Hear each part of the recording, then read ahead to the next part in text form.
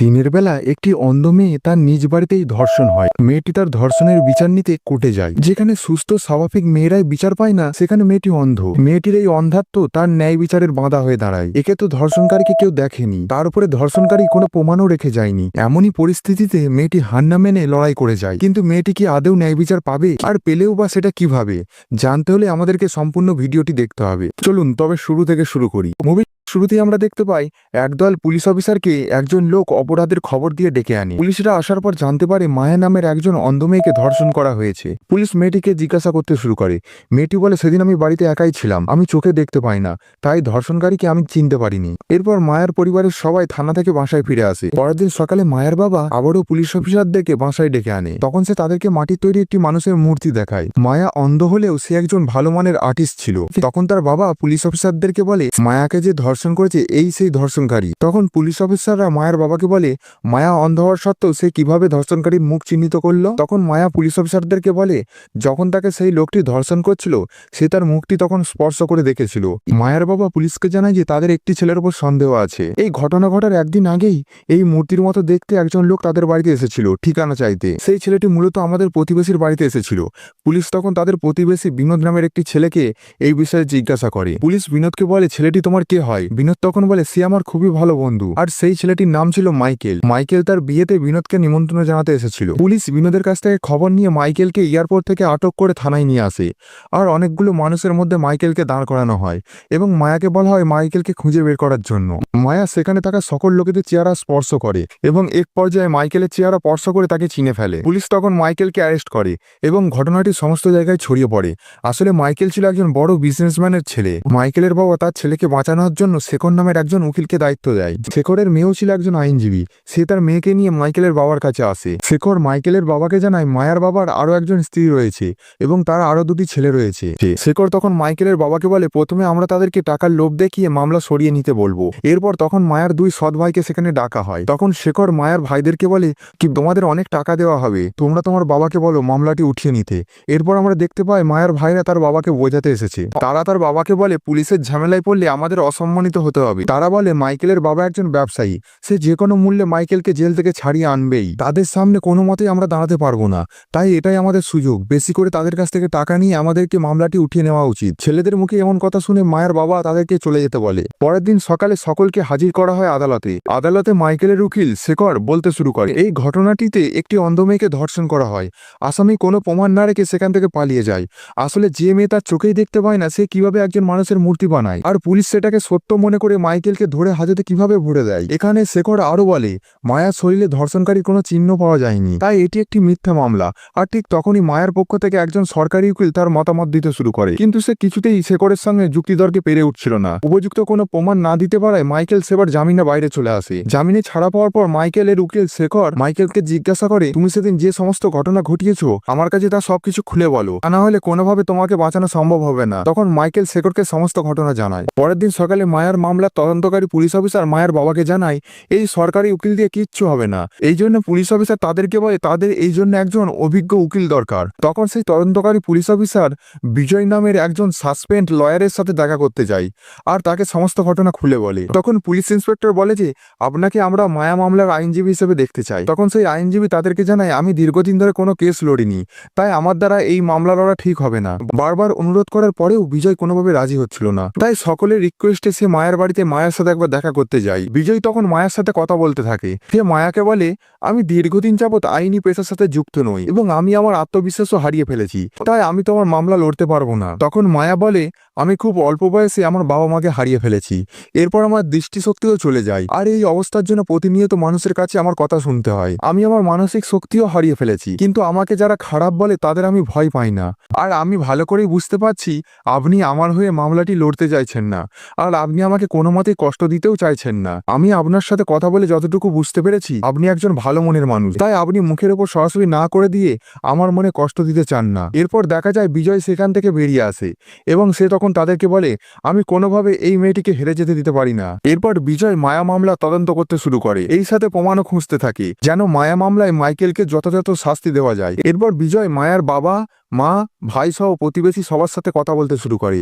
বিজয় যখন আদালতে পৌঁছায় তখন তার সাথে মাইকেলের উকিল শেখর এবং তার মেয়ে পূর্ণিমার দেখা হয়, কিন্তু তারা একে অপরের সাথে কথা বলে না। আসলে এর পেছনে একটা গভীর কারণ রয়েছে। কিছু বছর আগে বিজয় শেখরের সহকারী হিসেবে কাজ করত, তখন পূর্ণিমা ছিল একজন জুনিয়র ট্রেনার। পরবর্তী এক সময় দেখা যায় বিজয় এবং পূর্ণিমা একে অপরকে পছন্দ করতে শুরু করে, কিন্তু পূর্ণিমার বাবা অর্থাৎ শেখর এই সম্পর্কটা কোনোভাবেই মেনে নেননি। তাই শেখর মিথ্যা মামলায় বিজয়কে কিছু বছর আইনি পেশা থেকে সরিয়ে দেয়, আর তারপর থেকে বিজয় আর কোনো ওকালতি করেনি। যাই হোক, এরপরে ঘটনা আবার আদালতে ফিরে আসে। এরপর দেখা যায় দুই পক্ষের সকল লোকই উপস্থিত রয়েছে আদালত। প্রথমে মায়ার বাড়ির কাজের লোককে ডেকে আনা হয়। বিজয় তখন তাকে প্রশ্ন করে, সেদিন কি হয়েছিল, আপনি কি কিছু জানেন? তখন সেই মহিলা বলতে শুরু করে, সেদিন সকালে মায়ার বাবা মা একটি বিয়ের অনুষ্ঠানে চলে যাচ্ছিল। তখন আমি আমার কিছু ব্যক্তিগত কাজের জন্য ব্যাংকে চলে যাই। ব্যাংক থেকে ফেরার পর আমি মায়াকে দেখে প্রচন্ড ভয় পেয়ে যাই। তারপর আমি মায়ের বাবা মাকে ফোন করি, কিন্তু কাউকে আমি ফোনে পাই না। তাই তাদের প্রতিবেশীদের সমস্ত ঘটনা খুলে বলি। তারপর তাদের প্রতিবেশী পুলিশ অফিসারকে ডেকে আনে। ততক্ষণে মায়ের বাবা মাও বিয়ের অনুষ্ঠান থেকে চলে এসেছিল। তারপর আদালতের বিচারক বিপক্ষ দলের উকিল শেখরকে এই কাজের মহিলাকে প্রশ্ন করতে বলে।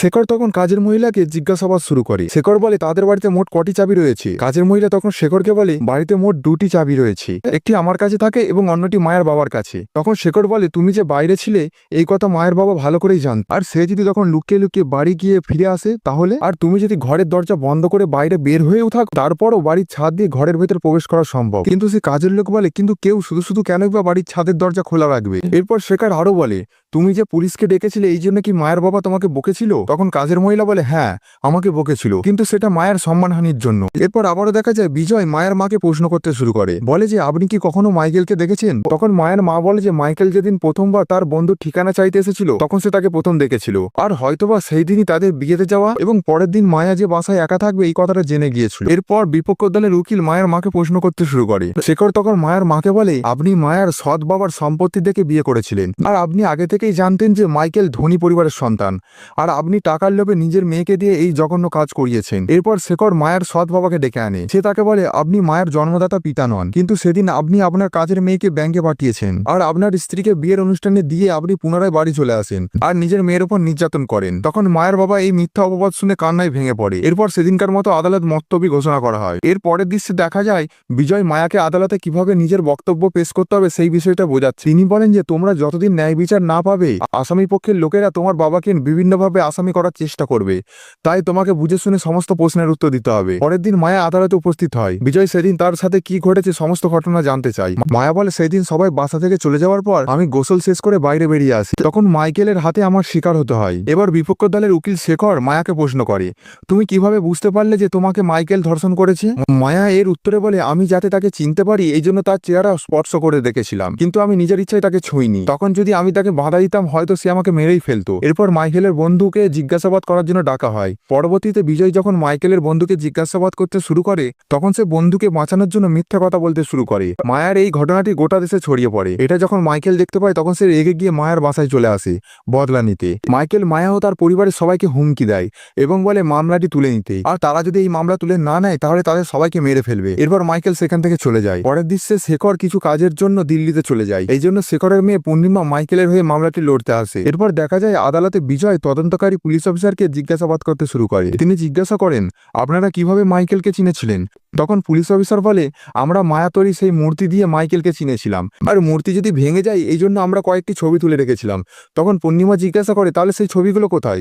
তখন পুলিশ ইন্সপেক্টর বলে, আমাকে এই মামলা থেকে সরিয়ে দেওয়া হয়েছিল, আর ঠিক তখনই ছবিগুলোকে সরিয়ে দেওয়া হয়েছে। আর ঠিক তখনই পূর্ণিমা বলে, আপনি ছবিগুলো নিজেই সরিয়ে দিয়েছেন, কারণ ছবির সাথে আপনি মাইকেলের মিল খুঁজেই পাননি, আর আপনি চেয়েছিলেন মাইকেল যাতে জেলের বাইরে না আসতে পারে, এই জন্য আপনি এই ছবিগুলো চালাকি করে নিজেই সরিয়েছেন। এরপর বিচারক মাইকেলকে এই মামলার বিষয়ে জিজ্ঞাসা করে। মাইকেল বলে, আমি নির্দোষ, আমাকে ফাঁসানো হয়েছে। আমি সেই দিন সকালে বিনোদের বাড়িতে গিয়েছিলাম, আর সেখান থেকে আমি আমার বন্ধুর রিসর্টে গিয়েছিলাম। এরপর আমি যখন দেশের বাইরে যেতে চেয়েছিলাম তখন আমাকে এয়ারপোর্ট থেকে ধরে আনা হয়। এরপর দেখা যায় বিচারক এই মামলার বাকি কাজের জন্য পরবর্তী তারিখ ঘোষণা করে। এরপর বিজয় মাইকেলের বলা কথা অনুযায়ী তার নিজের লোকেদের মাইকেল সেদিন কোথায় কোথায় গিয়েছিল তা খোঁজ নিতে বলে। তখন তারা খুঁজতে গিয়ে একটি রেস্টুরেন্টে রেস্টুরেন্টের সিসিটিভি ফুটেজ পায়। ভিডিওতে দেখা যায় সত্যিই মাইকেল এবং তার বন্ধু সেই রেস্টুরেন্টে গিয়েছিল। এরপর বিজয় পুলিশকে সেই ভিডিও দেখায়। তখন বিজয় আবারও আগের ভিডিওটি পুনরায় দেখার জন্য বিচারকের কাছে আবেদন করে। আগের দিনের ভিডিওটি যখন আবার প্লে করা হয়, যেখানে দেখা যায় কিছু অংশ এডিট করা হয়েছে। এরপর আরো দেখা যায় শেখর এই কেসে জেতার জন্য সেই রেস্টুরেন্টের কর্মীকে ভয় দেখিয়ে ভুল ভিডিও তৈরি করেছিল। তখন বিচারক শেখরের এই বেআইনি অপরাধের জন্য তাকে আইনের আওতায় আনার নির্দেশ দেয়। এরপর তার বিরুদ্ধে পুলিশকে মামলা করতে বলে। পরবর্তীতে দেখা যায় পূর্ণিমা তার বাবার পরিবর্তে মামলাটি লড়তে শুরু করে। বিজয় মাইকেলের ড্রাইভারকে জিজ্ঞাসা করে যে সেদিন সে মাইকেলের গাড়ি চালিয়েছে কিনা, কিন্তু ড্রাইভার তখন তাকে মিথ্যা বলে যে সেদিন সে গাড়ি চালাচ্ছিল না। ঠিক তখনই বিজয়ের লোক চলে আসে প্রমাণ নিয়ে। তখন দেখা যায় অন্য একটি গাড়ির ক্যামেরা থেকে বোঝা যাচ্ছে যে ওই দিনকার গাড়ি মাইকেলের ড্রাইভারই চালিয়েছে। এরপর আরো জানা যায় যে মাইকেল আরো অনেক মেয়েকে ধর্ষণ করেছে, আর তখন তার বয়স ছিল মাত্র 15 বছর। কিন্তু কিশোর হওয়ায় তাকে কোনো আইনি শাস্তি পেতে হয়নি। ঘটনাগুলো শুনে আদালতে সবাই অবাক হয়ে যায়।